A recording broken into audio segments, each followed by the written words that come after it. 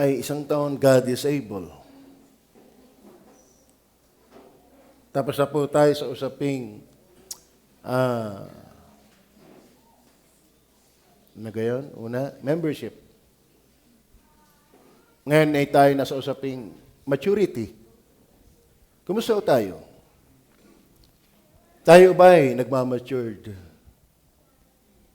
Amen. Alam niyo po, ang matured, nagpapatuloy. Isa sa katangian ng matured, nagpapatuloy.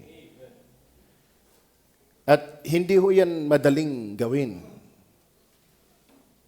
Biyaya. Kaya nga magpatuloy. Una, ligtas. Pandalway, nagmamatured. So yung hindi nagpapatuloy, sana ligtas. At nung ligtas, babalik yun. Tama. Ngayon, ating pag-uusapan, part ng maturity, God is able to exempt you. Ano ba yung ating huling inaral? Puro iyan eh. To embolden you. Embolden you. Ang ating diin ay about mission. Ngayon naman ay separation. Amen. Ang ganda ho ng talataan. Kayo ba'y nagagandahan pa sa Bible? Ang sabi ng Bible, lahat ng kinasihan ng salita ng Diyos ay mapapakinabangan. Kayo ba'y nakikinabang pa? Sa pagsansala, sa pagsaway. Kaya kung totoong ikianak ng Diyos, blessing, kapakipakinabang, maging ang masaway. Amen. Alam niyo po, minsan, nakakalungkot na minsan, yung bang mangangaral ka ng salita ng Diyos, sasama ang loob sa mangangaral, ay nangangaralaan naman ng pastor. Tama ba? Okay. Kung kayo ay natutuwa sa salita ng Diyos, ay dituwa kayo sa Diyos na nagsalita. Amen. Ngayon, sana positibo tayo sa salita ng Diyos. Kasi ang ating response, ang ating attitude, ang ating reception to the Holy Spirit shows only our real character, attitude sa ating Panginoon Diyos. The word exempt, pag napila ang mga buntis, may exemption yan. Priority yan. Bakit? Buntis. Kaso lang, may mga lalaking napila din. Bakit? Ay buntis. Kaso lang, lagi may exemption to the rule. Hindi lahat ng malaki ang tiyan ay buntis. Magbabarik lang yun, kaya gayon yun. Para si Eric. Pila. Sa kainan. Ay dumating ako naka-wheelchair. Habi Priority. Ang idea lang po ng exempt, tinignan ko po sa dictionary, to be officially free from an obligation.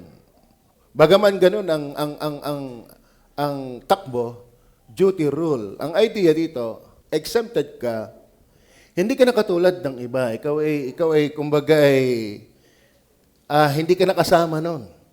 Doon natin kinukuha yung idea ng separation. Ang ating kukunin lang ay yung idea ng separation. At ako iniwala, kaya ka ng Diyos, ihiwalay.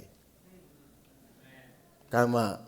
Sa totoo na, the very principle of our salvation is separation. Mula sa dilim, inalis tayo sa dilim, inilipat sa kaliwanagan. Kaya tunay na ligtas, hiwalay na. Doon pa lang, alaman mo ay kiligtas, hiwalay ka na. Wala na tayo sa kaharian ni Satanas. Nasa kaharian na tayo ni Kristo. Tama ba? So, yun po ang ating pag-uusapan. Base sa kontekstong ating kinuha. yung God is able to exempt. Hindi naman tatagal. Natagal eh. Una, ang prinsipyo po ng separation, God is able to separate us, to exempt us. Una, na mapapansin natin ito, yung the banning of unequal yoking. The banning of unequal yoking. Kasi sabi po ng verse 14, tingnan niyo po ang verse 14, huwag. Amen? Ano ba salitang huwag? Huwag kang papatay. Huwag kang magkakaroon ng ibang Diyos sa aking harapan. Huwag kang gagawa ng larawang inanyuan. Huwag kang mangangalunya. Huwag kang mag-iimbot. Igalang mo ang sabat. Igalang mo ang mga magulang. Pag salitang huwag, ban, nakaban. Hindi naka-jeep, naka-ban. Kagay marunong ng jeep at ng ban.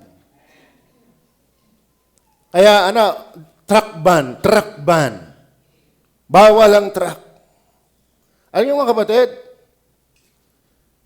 pag may separation, dahil merong bawal. Ang bawal nag-i-indicates ng separation. Amen. Kaya ba'y masaya pa sa salita ng Panginoon? Ang sa Diyos ay nakikinig ng kanyang mga salita. Kung kaya nga't hindi ninyo dinirinig, ay sapagkat hindi kayo sa Diyos. Gaya ng mga bagong sanggal na panganak, mga sanggol na bagong panganak. Gaya, hindi naman kayo bagong anak eh. Tatandaan nyo nang yan. No? Gaya, prinsipyo. Ano ang prinsipyo sa bagong anak? Craving for milk. Sana tayo bilang anak ng Diyos, hindi na-offend sa Word of God. Amen? Kung tayo man po ay may mahalaber, wala tayong magagawa. Kung ikaw ay naandyan na, bumawi ka na lang. At magpatuloy. Kaganda ng ating kinatadiga, magpatuloy. Hindi nga nananawa, ang unang anak ay bingot. Pandalawa ay bingot. Abay, nakawalo eh. Ay tuloy sa pamimingot. Di ka? Sa totoo na sa talagang salita ng Diyos nakakahalaber. Ano kang gagawin namin? Kami na may tagapangaral lang eh. Kaya nasa atin na lang nakikinig. Kung tama, kung tayo ay natuwa, praise the Lord. Kung tayo tinamaan, praise the Lord pa rin. Kasi ang saway ay profitable. Ang saway ay profitable. Ano po, ang hirap mangaral ng may iniiwasan. Mahirap mangaral ang may iniiwasan.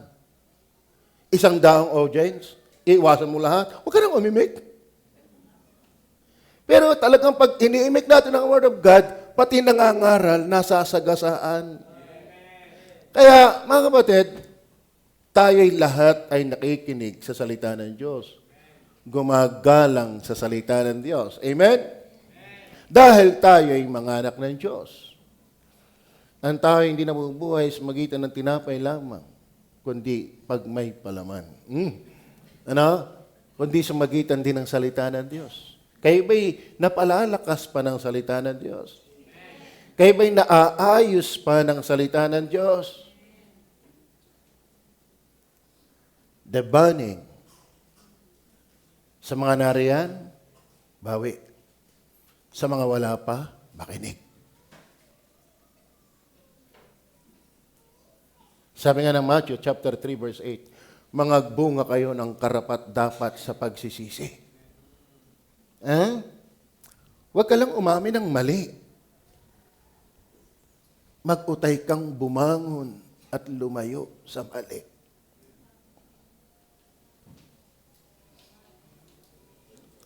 Be ye not unequally yoked together with unbelievers. So nandun yung, in separation, God is able to exempt you. Nandun yung prinsipyong may bawal. Ano yon? Unequal yoking. Tingnan po natin yung Deuteronomy chapter 7, verse 3 hanggang 6.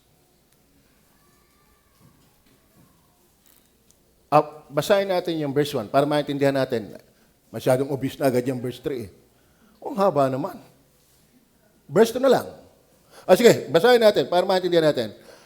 Pagka ipapasok ka ng Panginoon mong Diyos sa lupain na iyong pinaruroonan, upang ariin, Israel ang kausap dyan, at palalayasin ng maraming bansa sa harap mo, katulad ng Heteo. Ang gaganda ng mga bansa noon. Alliterated. Heteo, Gergeseo, Amoreheo, Cananeo, Pereseo, Hibeo, Jebuseo. Alay mo yan. Ayan ang talaga ang alliteration, biblical. Pati pangalan ng mga bansa. Ang sabi, na 7 bansang lalong malalaki at mga lalong makapangyarihan kaysa sa iyo. Kaya lang naman sila nagtagumpay, hindi dahil nila, dahil ang Diyos.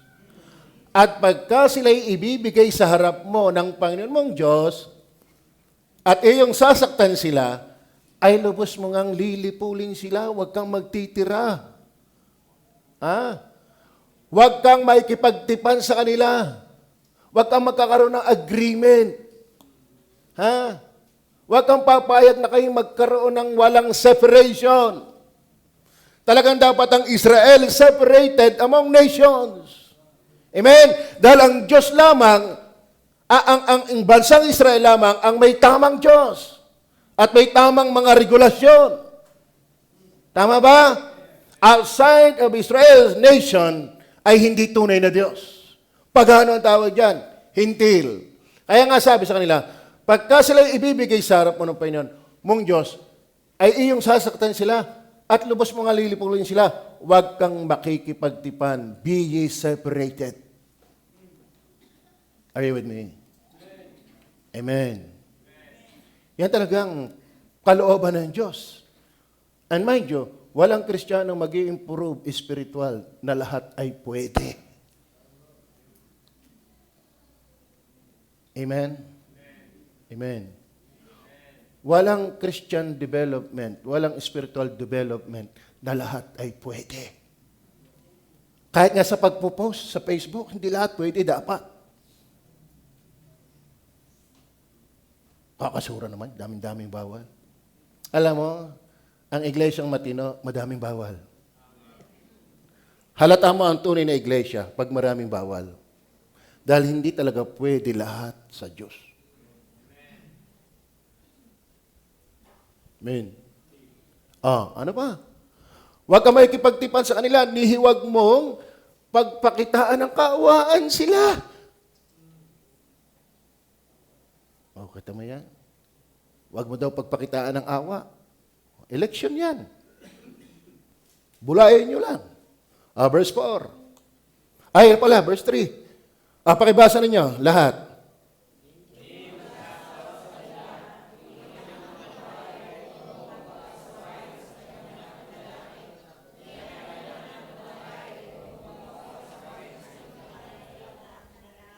Ito muna. Para kayong palaka sa gabi.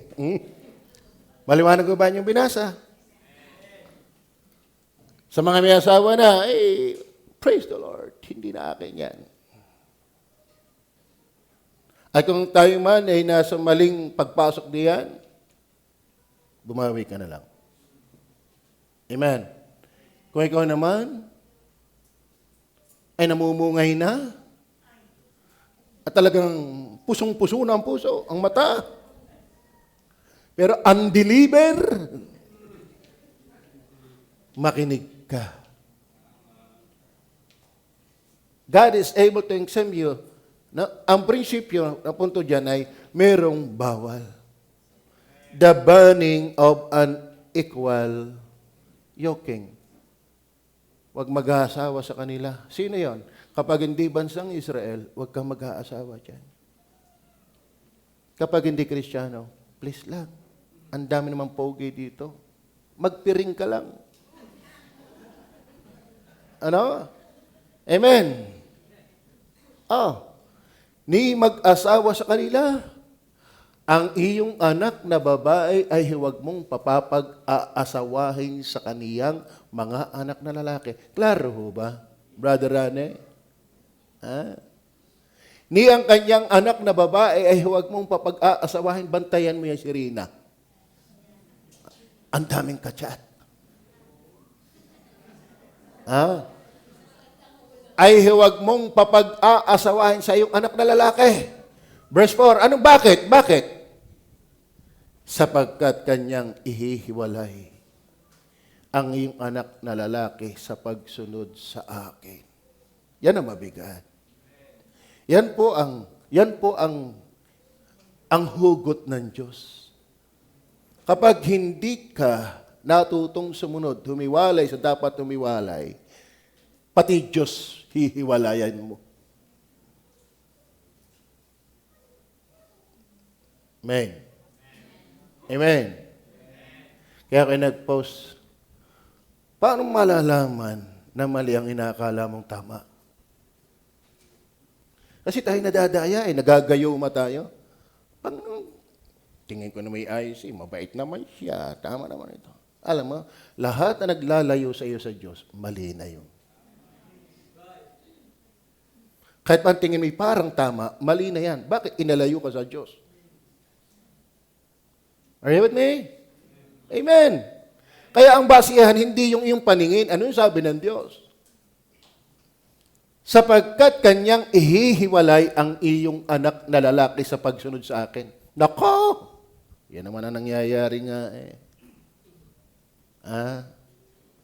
Amen. Kaya sana yung relationship blessing. Amen.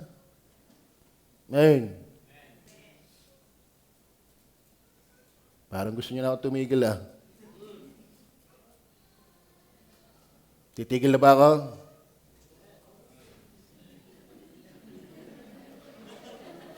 Pastor, second points. Ang tagal naman Second points. Ngayon pa, panahon ng gadgets. Pwedeng nangiti kayo ngayon sa akin. Pero paano pag hawak mo na cellphone mo? Pwedeng tulog ng pastor, pero gising ka pa. Sinong kachat mo? Are you with me?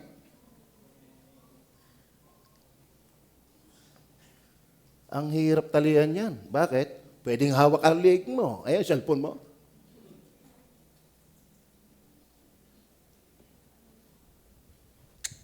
Nagang hirap ng sistema ngayon. Huwag na yung people. Matatanda ngay, gayon din. Alam ba? Ang paggamit natin dyan, revelasyon ng kung sino tayo. Tama ba? Sapagkat kanyang ihiwalay ang iyong anak na lalaki sa pagsunod sa akin. Gusto niyo ba ang Diyos? Mahal niyo ba ang Diyos? Naniniwala ba kayo sa Diyos? Anak ba kayo ng Diyos? Mabuti ba ang Diyos? Pagpapalaan ba kayo ng Diyos? Pag kayo nasunod? Pero pag ikay hindi humiwalay, sa dapat hiwalayan, hihiwalayan mo na rin ang nagbabawal. Upang sila'y maglingkod, yung pang malupit, maglingkod sa ibang mga Diyos. Sa gayoy, mag-aalab ang galit. Are you with me? Ang Diyos pala, kapag nag-asawa ka ng unbeliever, ang Diyos ay nagngingit-ngit sa'yo. Tapos matigas ka dyan, di ka nagsisisi. Pinag-aalab ang galit ng Panginoon laban sa iyo. At ano pa? At kanyang lilipulin kang madali. God is able to exempt you, number one, the banning of unequal yoking. Kasi sabi, balik tayo sa 2 Corinthians. Kayo ba'y kasama ko pa? Kayo ba'y masaya pa rin?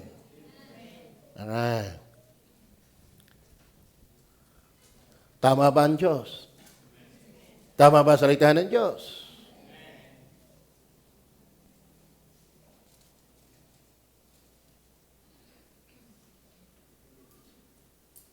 Susundin ba natin yan? Mga magagandang babae. Kayo mga magagandang babae, lagyan mo naman ng presyo, manliligaw sa'yo. Amen. Amen. Pahirapan mo naman. Yung hayaan mong lumpo muna bago mo sagutin. Bigyan mo ng challenge. Kaganda-ganda niya yung dali mong sungkitin. Samantala noon, nag-iigib na. Nagsisibak pa, pati yung bibi, sinibak. Nagpapakitang gilas sa ina, mga magulang na nililigawan, pero hindi pa yung makakapiho. Degaster na ora. Wala mo naman naligaw sa kanyang gawin. Kung baka oo. Diga, noon ganon. May harana pa nga. Degaster rame. Ikaw kayo naharana din. Dungawin mo sana. Ayang kanta ni Victor Wood. Ibig kong magtapat sa'yo para luman. Wala na, hindi ko na makanta eh. Amen o ba? Kagaganda nga ng mga babae sa God is Able Baptist Church. Hindi nyo ba napapansin yun? Sino yung pastor ng mga yan? Okay, walang tulak kabigan sa inyo eh. Bigyan nyo ng presyo. Mamahalin dapat kayo. Hindi ka pwedeng ligawan sa cellphone lang. Ito sabihin mo, may 6 na baboy ka bang papatayin?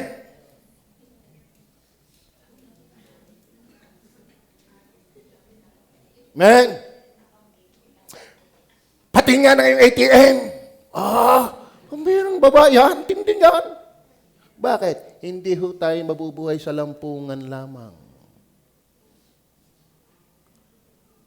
Amen. Padamin-dami ang,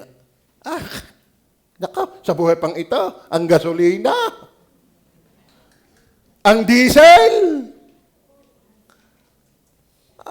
hoy, maghunos dili, makinay, bawal yan sa Diyos.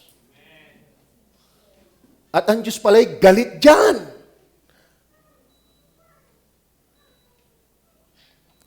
Sige, dadalihan ko na. Hindi na kayo makatingin ng ayos eh. Number 2.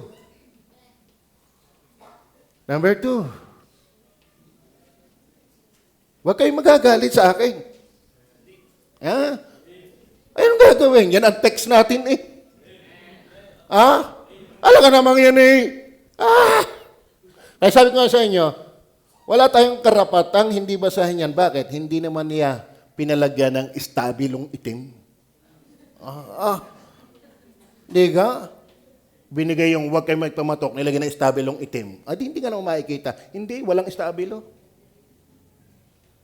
Kitang-kita eh. Amen? Liwanag ba? Mga beautiful girls,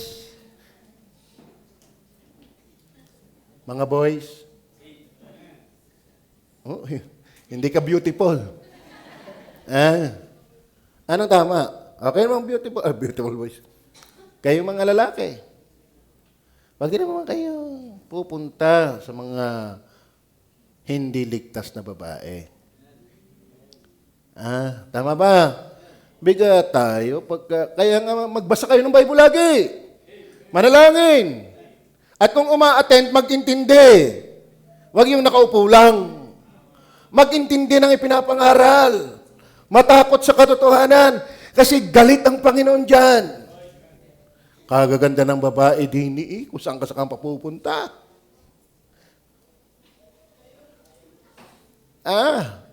Asa lang, igagalang mo naman pag wala pa sa panahon.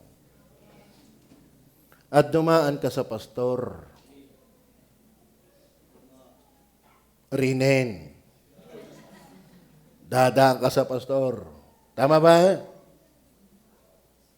At sa mga magulang, mahalaga ang basbas ng pastor at ng mga magulang. Mahalaga yan. At kung kayo'y awatin, huwag muna makinig. Mas nalalaman ng mga magulang ang ikabubuti ninyo. Hindi kayo mas dudunong sa inyong mga magulang. Kahit pa kayo cum laude. Iba pa rin yung experience at pinagdaanan ng mga magulang. At ang authority nasa magulang, wala sa mga anak. Amen? Okay, tama na yan. Number 2, the belief of spiritual contrast. Ano ang sabi ng verse 14 to 16? Ano ba ang belief? Ibig sabihin, may paniniwala tayo, may mga prinsipyo tayo eh. May mga salungatan talaga eh. Huwag kayong makikipamatok ng kabilan sa mga di nagsampalataya. Meron tayong pinaniniwalaan eh. Yung iba hindi naniniwala sa ating pinaniniwalaan. Tama ba? At tayo naman merong paniniwala na meron tayong paniniwala na hindi nila pinaniniwalaan at meron silang paniniwala na hindi natin pinaniniwalaan. Contrast talaga yan eh. Kaya nga pinagbabawal eh dahil magkaiba eh.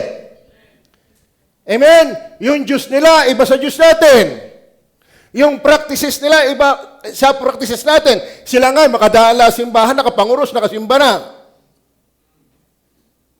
Tayo hindi ganyan. Amen? Yan, papasok ka sa kabilang daigdig na hindi ka sanay. Liba na lang. Akala mo lang, nasa liwanag ka.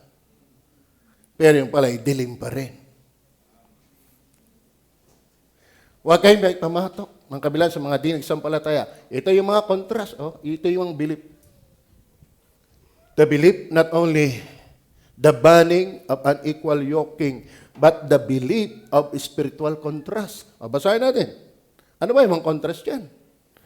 Huwag kayong makipamatok ng kabilan sa mga di nagsampalataya. Kabilan? Ano ba yung kanin na kabilan? Hindi masarap kainin yan. Sino dito yung nakapagsayangin ng kabilan? Tapos mga young people, hindi nga marunong magsaing, puro kabilan. Lalo naman habang buhay ka na magsasaing. Alam mo, kung sa mga practical na bagay, hirap na hirap ka, mahihirapan ka pag may asawa ka na. Hindi marunong manahe. Bigyan ng nanahe. Ang nagtatagpay daliri. Abay, bakit ito ang nagduksong eh? Hindi nga. Magluto. Piritong itlog pala yung sunog. Ang mga practical yan. Kala nyo ga? Kaya kayo mga may asawa, napayuhan nyo ang mga kabataan. May ministry din kayo dito. Lalo kayo nakasagupa ng kabilan. Nako, ay tabing silangan. Kayo ay magpayo sa mga kabataan. Alam mo, ineng, ang hirap talaga na ang asawa ay undeliver. Di ba? Tama ba? Kayo ay magpayo. Tulungan nyo ang pastor nyo. Hindi yung kayo pa magbubuyo. Ayaw mo na, pugi. Mayaman eh. Ano nga, ikaw kayo mabubuhay ng pananampalataya? Yan ang problema. Tapos pag ngol-ngol na, pag iyak ka na, ay pareho na ngang liwanag, naiyak pa. Oy, nakikinig ba mga young people? Bet married ang naiming. Young people, girls, nakikinig ba kayo? Isa pa. Pwede kang laksan. Talagang hilaw. Pati ka naman aiming kabilan. Lakse! Mga babae, young people! Talagang kabilan. Talagang may masama pa kayong balak eh. Young people, girls.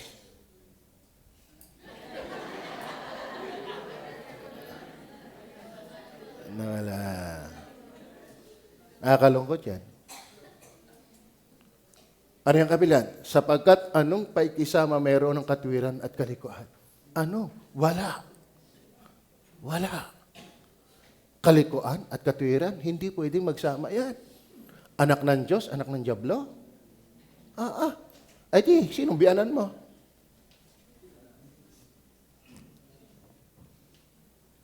Amen. Kaya mga workers ng babae, lalo naman kayo. Kalain mo. Kristiyano na kayo. Nag-Bible school pa kayo. Ang dami nyo natutunan. Tapos ang summary, Tomas. Ano? Dapat kung hindi pastor, mahal ang gawain. Supporter sa gawain.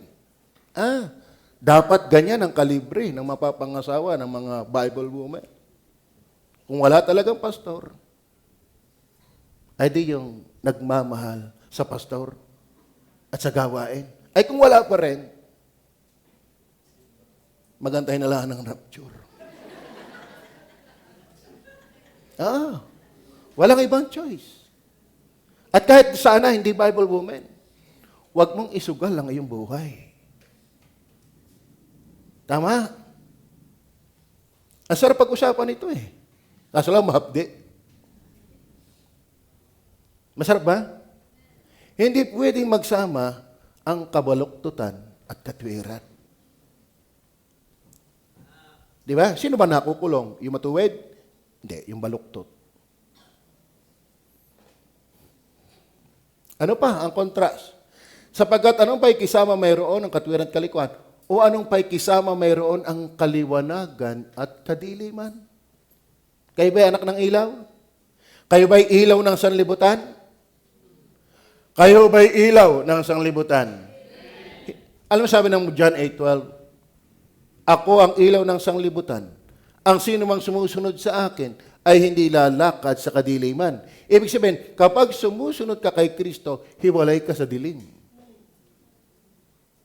Ang sabi ng 1 John chapter 1 verse 5, ang Diyos ay ilaw at sa Kanya'y walang anumang kadiliman. Ang sino man nagsasabing ako'y nasa ilaw pero nabubuhay sa kadiliman ay sinungaling.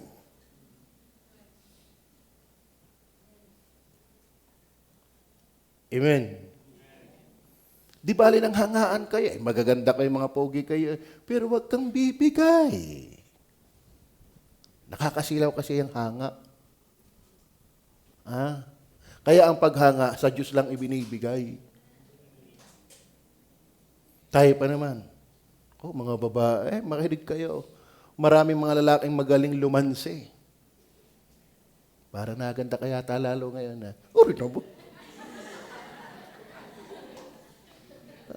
Sayaw sa kisiw. Hindi nga. Para yung ano ba yun? Ay, huwag na, tatagal ako. Okay. Ano pa? Anong pakikisama? Wala ang idea. Walang pakikisama. Maniwala kayo, Bible ang nagsasabi Yan ay salita ng marunong sa lahat. Yan ay salita ng nakakaintindi. At saka ito'y salita ng banal, ng matuwid. Alam na alam niya ang swak. Ang dilim at liwanag, hindi yan talagang magkasama. Hindi pwedeng pagsamahin yan. Dilim sa dilim.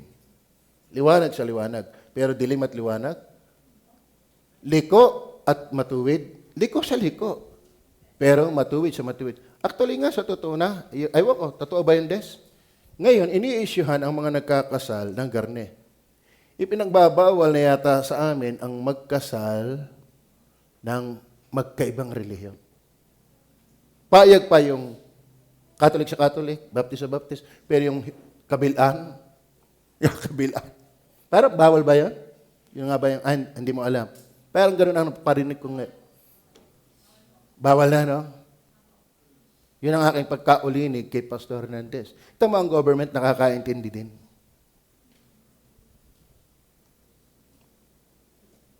But Pastor, kahit nasa second point na, ganyan pa rin na inyo sinasabi.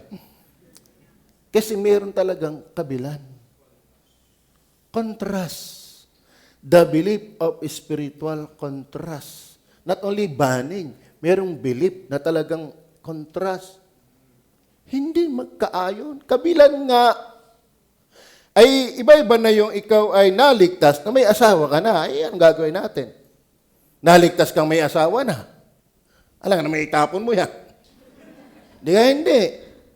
Pakikitunguhan niya. Sabi ng 1 Corinthians 7:1, pakitunguhan mo yan. Lalo kang magpaganda ng patotoo mo. Bakit?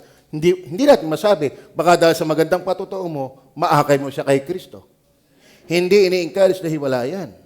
Pero kung ikaw binubugbog, kung ano-anong ginagawa sa iyo, nasa iyo. Pwede namang hiwalayan huwag ka lang mag-aasawa ulit. Magbasa kayo ng Bible. Yung sinasabi ko, nasa 1 Corinthians chapter 7.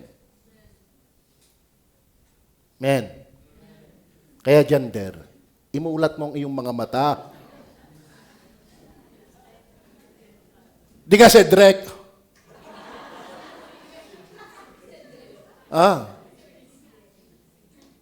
Wala ka.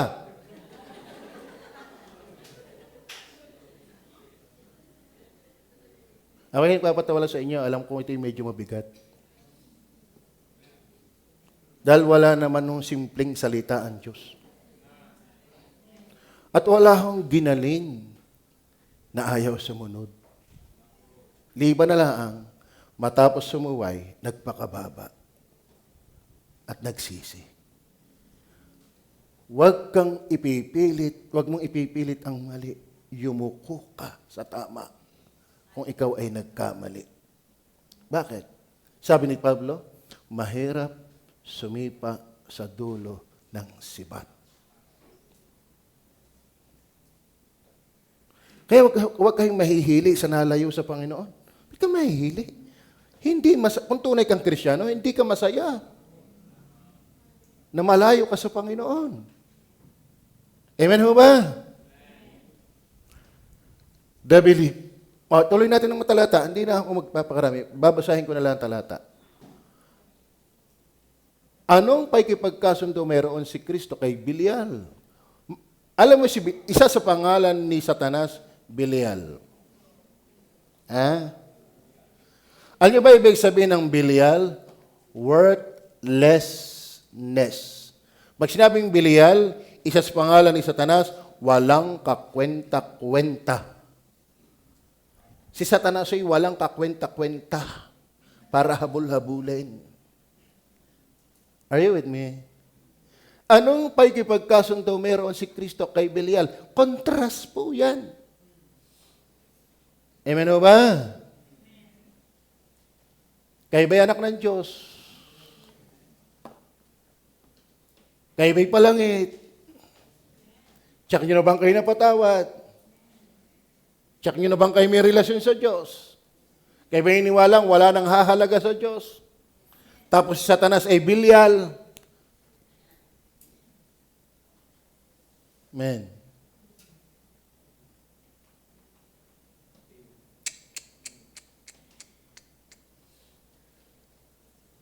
Sino ho ditong nanghihinayang sa dumi?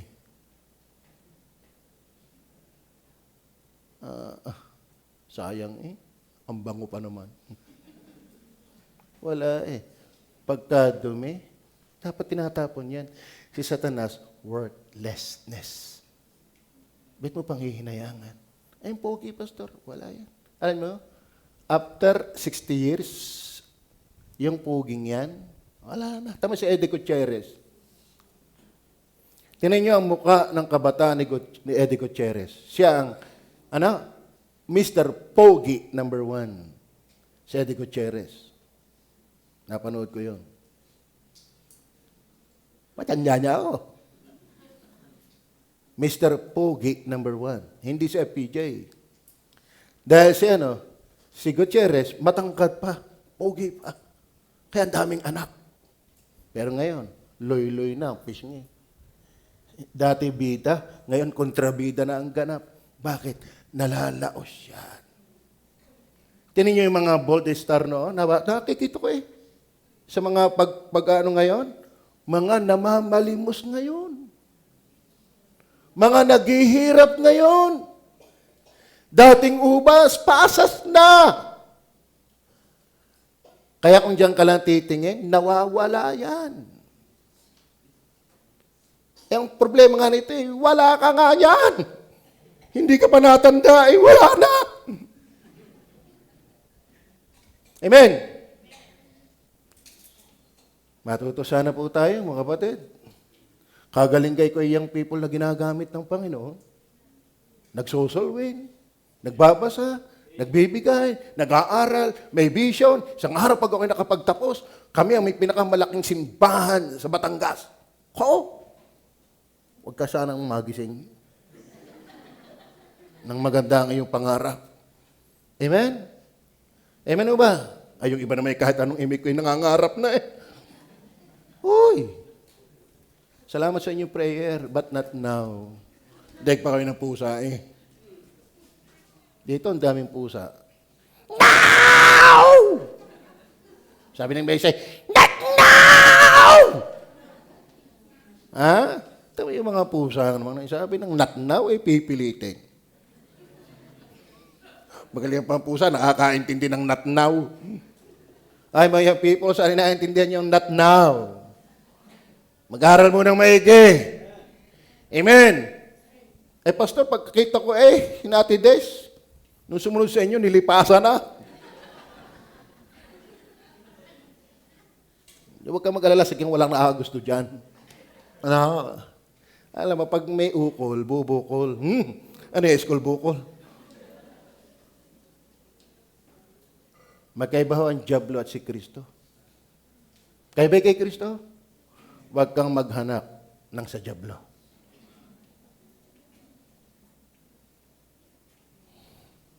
Ano pa? Anong bahagi mayroon ang sumasampalataya sa di sumasampalataya? Kayo ba'y mananampalataya? Kayo ba'y mananampalataya? Totoo ba kayong mananampalataya? Ay, di hanapin niyo yung mananampalataya. Hindi may mahirap. Yung may kinakailangan pa ng Greek at Hebrew.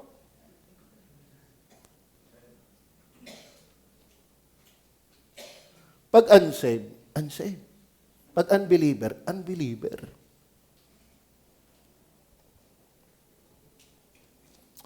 Pastor, wala nag-antay ako. Di parapol.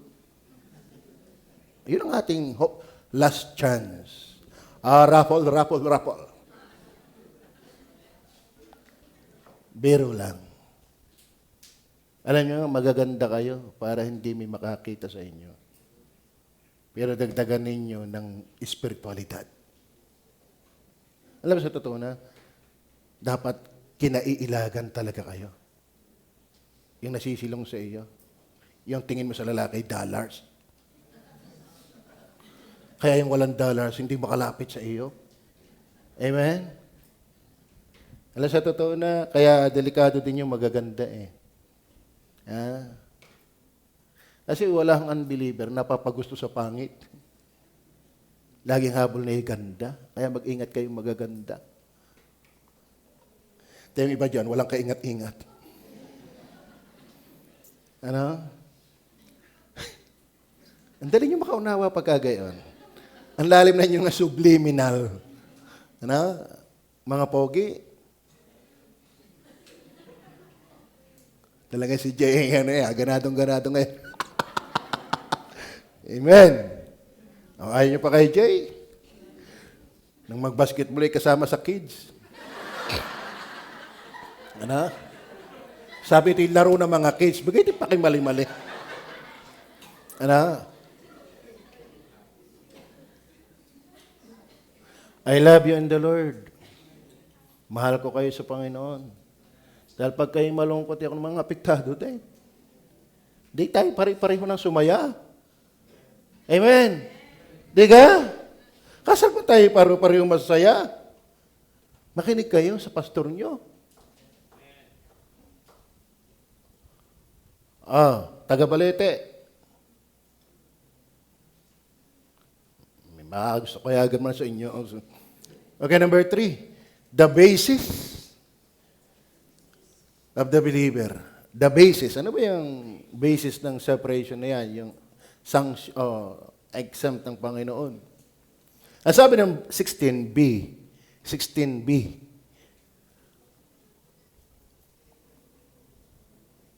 Anong paikinabangin mayroon? Ang templo ng Diyos. Ano ba yung basis ng ating separation? Magdating sa salita ng Diyos. Alam niyo bang lahat ng ligtas ay templo ng Diyos? Amen? Kayo ba'y Diyos? Kayo ba'y Diyos? Kayo ba'y templo ng Diyos? Ang Holy Spirit ba nakatira sa inyo? Aba, pag sinabing templo ng Diyos, iba yan. The basis. Ano ba? Ye are the temple of the living God. Tingnan natin ang 1 Corinthians chapter 6, verse 19 and 20. 1 Corinthians 6, 19 and 20.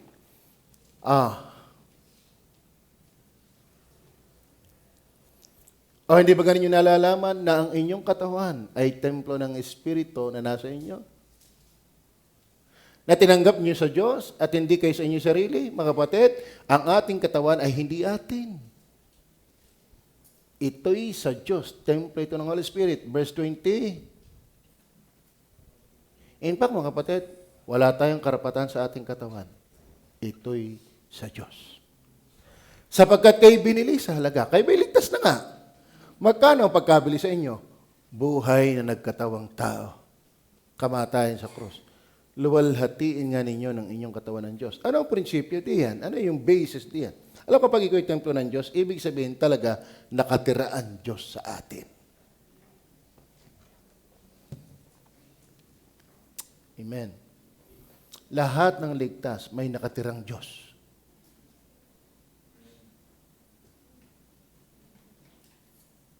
Hindi ligtas, walang Diyos doon. Kaya magkaiba ang may Diyos at walang Diyos. Bukod ba dyan, tayo'y Kanya. Oy. Hindi ikaw ang may-ari ng iyong sarili. Hindi ako ang may-ari ng aking sarili. We are double property of God by creation and by redemption. Ye are not your own. Maliwanag ba sa atin yun? Naniniwala ho ba kayo ng iyong katawan ay hindi iyo? Kristyano, naniniwala ho ba kayo? Ha? Pambihira, no? Nakahiram ba kayo? Nakaranas ba kayong mahiraman?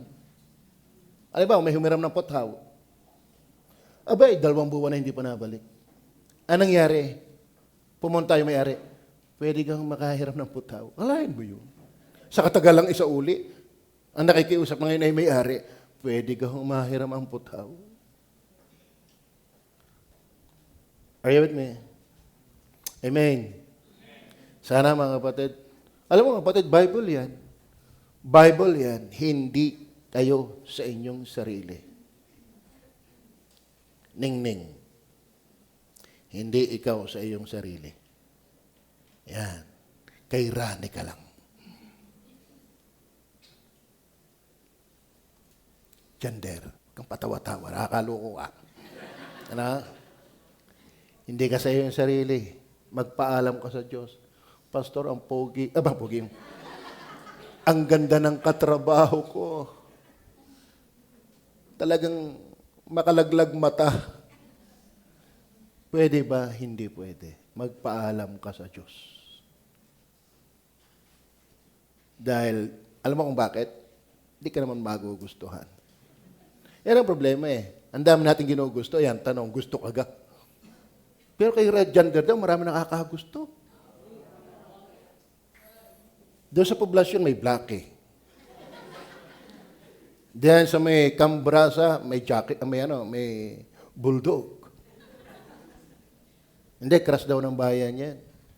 Kasi usaw ngayon ng mga Korean eh, mga singkit.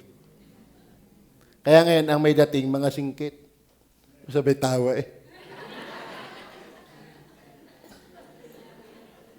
Kaya yung mga malaki ang maleta sa mata, hindi kayo gustuhin. Ano? Amen? Igawin na ito. Gusto kong, alam niyo mabigat, pero gusto ko sana makarating sa inyo. Ano? Ito. Kaya, kay Mac S, manligaw na kayo. Rinin, manligaw na rin.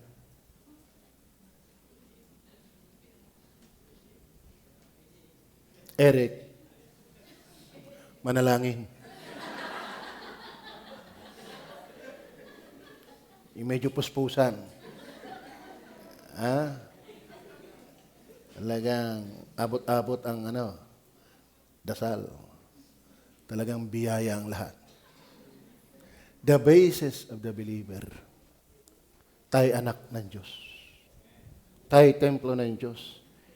Hindi dapat tayo kung kani-kanino. May nakatira ba ang Diyos sa inyo? Kaya ba iniwalang tayo sa Diyos? At dahil tayo nakatira ang Diyos, banal tayo. Banal tayo. Kaya ang dami natin dapat pagsisihan, mga kapatid. Dahil kung saan-saan natin ito nagagamit, itong katawang ito'y banal, ito'y sa Panginoon. Ito'y for God's use only. Kung may mga sasakyan ng government, nakalagay doon sa tagiliran, for official use only. Tayo ay pag-aari ng Diyos. Tayo ay tinitirahan ng Diyos. Tayo for God's use only. Amen. Alam mo, gusto pa lumipad ang isip gusto kong paglapatan pa ng marami. Baka ako'y sumubra. Pati oras. Then number 4.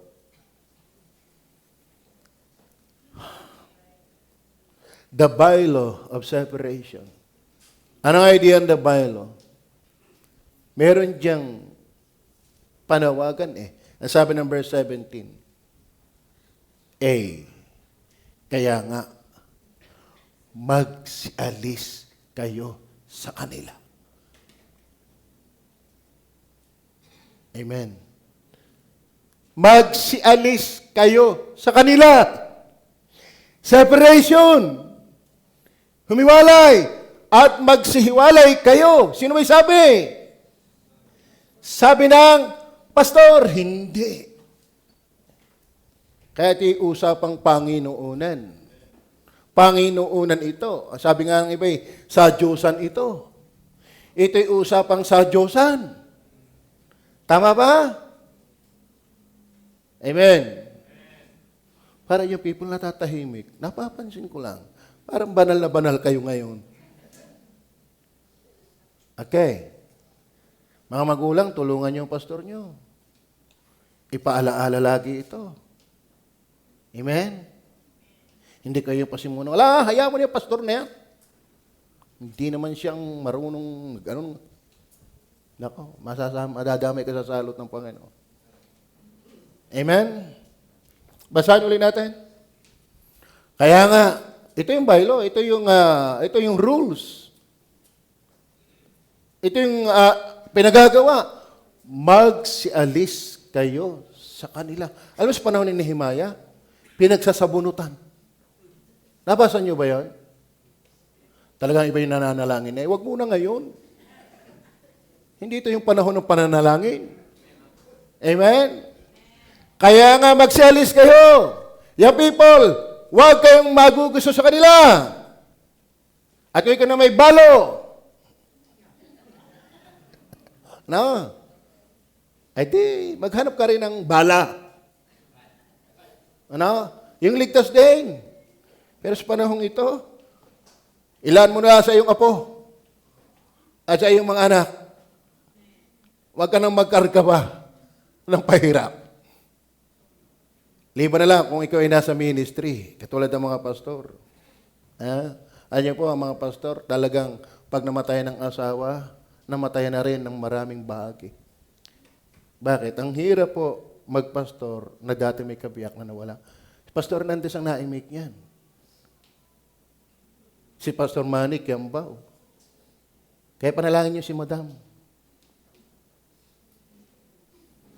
Pupunta pa naman ng Vietnam yan. Sana wag bumugsok yung aeroplano. Salamat. Kayo ba nagpapasalamat may Madam? Alam niyo po, salamat may Madam. Dahil hindi ko kayang kilikin ng lahat. Hindi ko kayang subaybayan. Pag ako nandito na, marami na akong hindi kita doon. Pero kita niya. Kaya yung mga pahunta-huntahan lang doon. Wala namang ginagawa during preaching. Hindi ko kita. pero nandoon ang aking mata. At malakas din ang discernment niyan. Ako pa yung iniwala, ang nagalang sa pastor, nagalang din sa asawa ng pastor. Ha? Ang nagmamahal na tunay sa pastor, dapat nagmamahal din sa asawa ng pastor. Tama ba? Hindi dahil siya asawa ko. Dahil talagang asawa ko nga. Ha? Huwag mong sabihin nire-respeto mo ang pastor mo na hindi mo nire-respeto ang asawa ng pastor. Asa hindi siya masamang babae. Ha?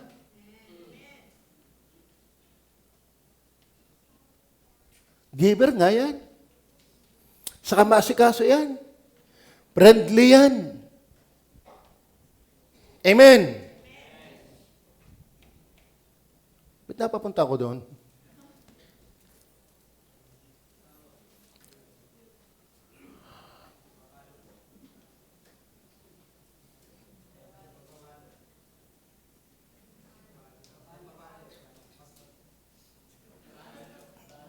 Balo. Ayun, balo. Oo.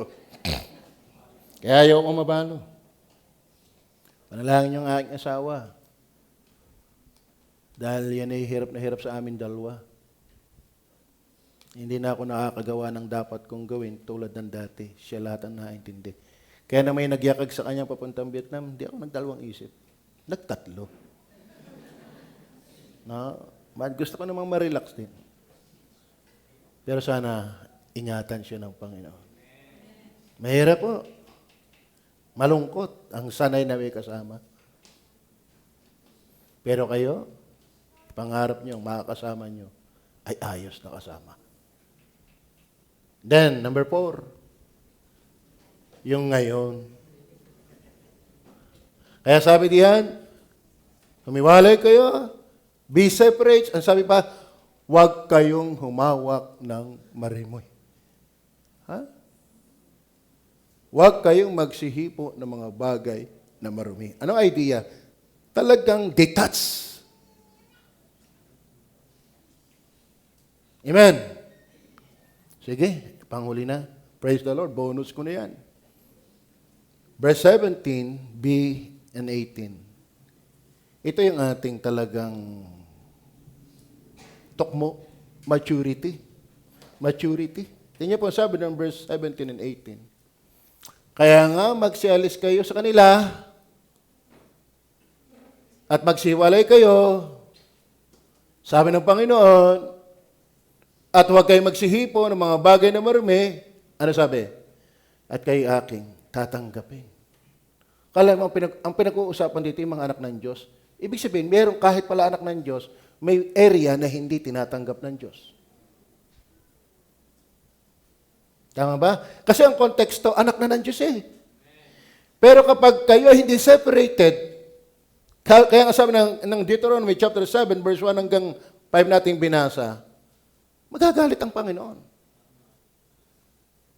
At kaya aking tatanggapin. Ano ibig sabihin? Andiyan na yung idea, may improvement yan. Amen? May mangyayari. Bakit? Magiging acceptable sa Panginoon. Naintindihan niyo ba yun? Ha? Kumusta yung people on your cellphone? May naliligaw ba sa inyong unbeliever?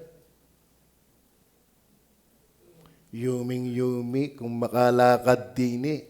Kala mo hindi makabasag pinggan. Pero kumusta ka sa iyong conversation sa unbeliever? Hey. Maging open lang siguro ang ating mga conversations sa unbeliever. Yan kaya'y hindi mo ikakahiya. Kung magkakabuklatan lang kaya ng ating naging conversation sa mga unbeliever, opposite sex, hindi kaya natin ikakahiya yan o ayaw mo sa kiyang ipapakita? Bakit?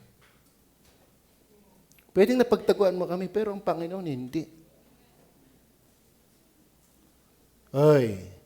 Talagang modesty. Pero kumusta ka? Paglabas. Baka ang iba dyan eh, nagkaas na, Hoy, kiss naman! Kiss naman! Is that possible? Is that possible?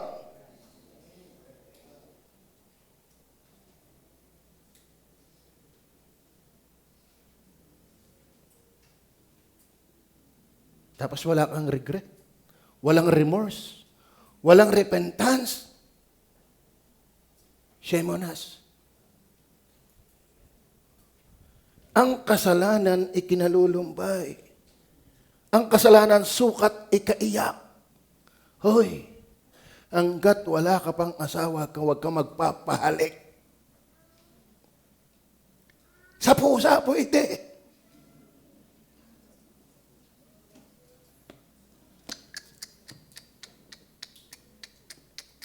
I-reserve nyo ang inyong nguso sa inyong mapapangasawa talaga. Are you with me? Amen. Alam niyo ba yung sasakyan?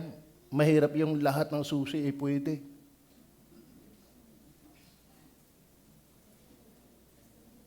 Are you with me? Young people, listen. Young people, listen. Templo ka ng Diyos para maglugami dyan.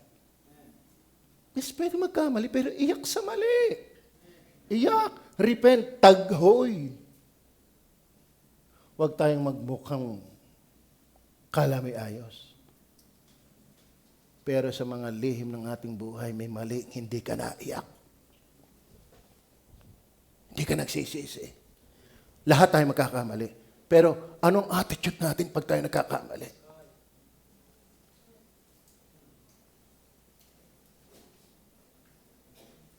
Parang hindi ka lalaki, hindi ka marunong kumis. Kristyano ka, ikaw pa magyayakag ng ganyan? Bay, mahiya ka naman. Are you with me? Amen. Kaya yung mga lagi ng galawan, sundot ng sundot. Uy, sa pag-itan nga ng pamilya may nangyayari. Ha? Yang pa kayang hindi naman kayo magkaano-ano?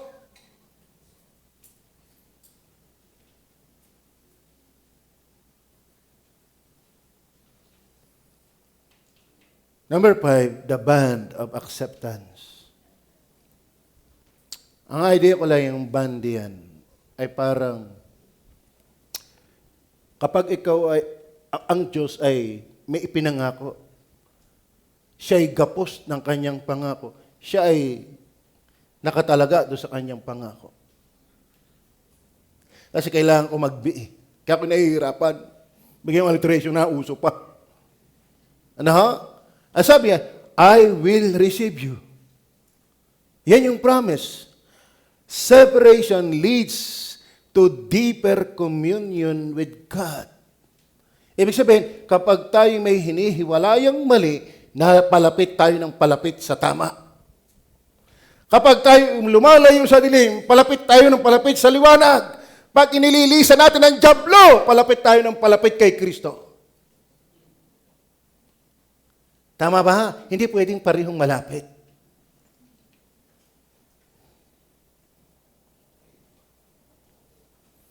Amen. May hiwalayan ba? Ano ang pangako? Ano yung band of acceptance?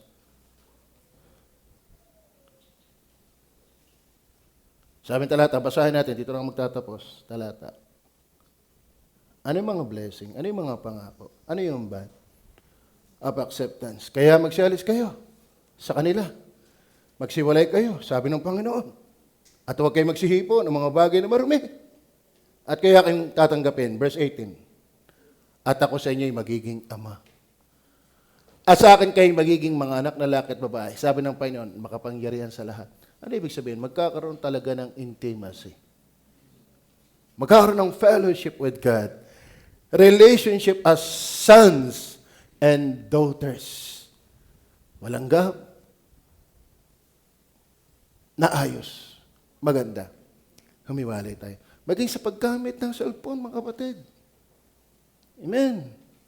Hoy, kumusta kayo?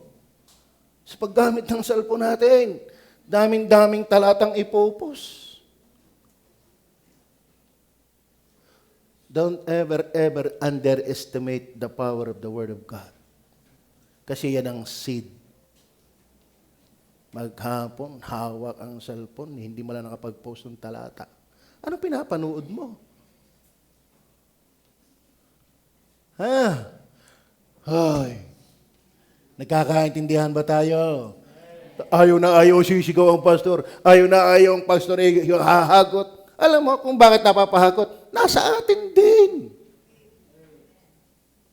Amen. Sa totoo na, matigas na salita ng Diyos, sasamahan pa ng hagot. Lalo na, hindi tayo mag-utay-utay na. Amen. Amen. Kumusta ka kapag nag-iisa ka at hawak mo ang cellphone? Saan ka napunta? Ano ang pinupuntahan mo? Nakakalungkot, may nakikita pa ang mga Kristiyano, pag tingnan mo ang kanilang profile, kahit sa mga reels, sa TikTok, abay may mga seductive.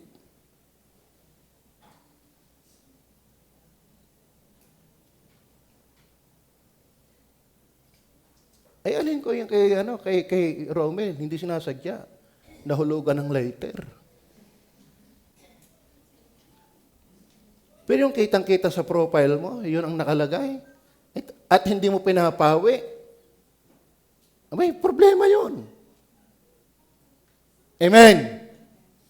Amen. Tapos yung iba pa, maglalagay ng mensahe, mga himutok. Hindi nyo ba alam na nababasa kayo ng madla? Ha? Kaya hindi aware. Ha? Ang media, hindi displayan ng sama ng loob. Mga himutok. Nagre-reveal yan kung sino ka the way you use your cellphone. Doon magpaparunggitan sa cellphone? Bakit? Gusto nyo bang binabasa kayo ng madla? Abay, magmakahiya tayo. Tama ba? Kalahin mo yun. Eh kung hindi nga tama yan, gamitin sa panliligaw, eh di lalo naman hindi tama yan gamitin pagpaparaos ng sama ng loob. Isumbong mo sa Diyos. Kanta ka ng kanta ng Tell It to Jesus. Tapos sinasabi mo sa Facebook. Ha? Tell it to Jesus, not to Facebook. Nako, Maria Joseph. Kaya magpastor, nakakalumpo talaga yan. Amen? Mga magulang, nagkakaintindihan ba tayo? Mga YS, nagkakaintindihan ba tayo? Kumusta ang relationship sa isa't isa?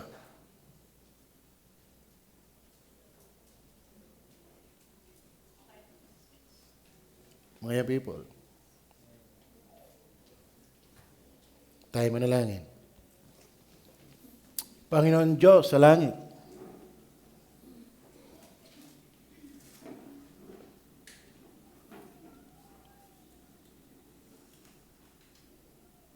sa totoo na, basahin pa lang namin ang iyong salita nang ungusap na. Mas makapangyarihan ito kaysa aking boses.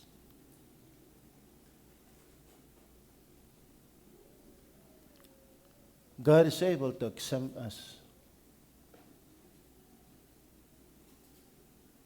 Nabantayin na kayo kung nakapikit. Hindi tayo magtatagal. Kung may pangungusap ang Diyos na karating sa atin, let us give respect to the Word of God. ang saway ay pakinabang.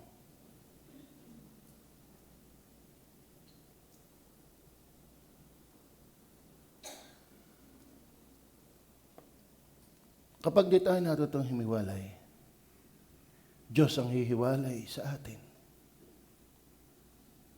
Hindi para sa mawala ang kaligtasan,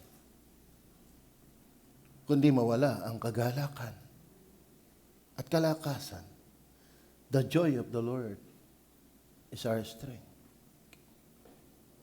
Kaya kapag tayo malungkot na at malayo tayo sa Diyos, wala tayong kalakasan galing sa Panginoon.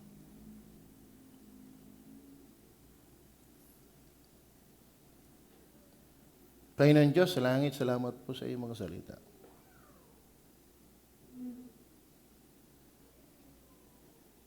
Ito ay sadyang ipinirefer namin na mga topics. Hindi ito pasagya, hindi ito paraos, na may masabi lang,